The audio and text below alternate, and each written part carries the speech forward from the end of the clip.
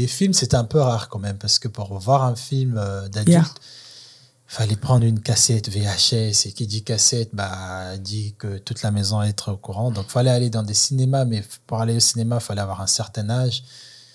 Et voilà, c'est que, je pense, complexe, au lycée qu'on a eu accès à avoir H24, c'est pas vrai, une fois par mois ou peut-être moins, des films adultes. Et même, c'était pas trash comme aujourd'hui, je trouve. C'était bien sûr. C'était un peu joli quand même. Il y avait beaucoup de l'érotisme. C'était enjolivé, voilà. C'était l'érotisme, c'était... Même les magazines, c'était...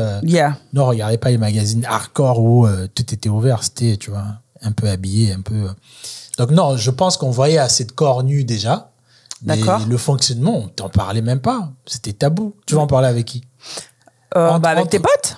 Parce que potes, regarde... Non, on parlait plus de ce qu'on voyait.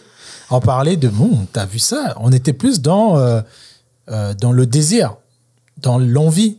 On aimerait bien un jour avoir ça.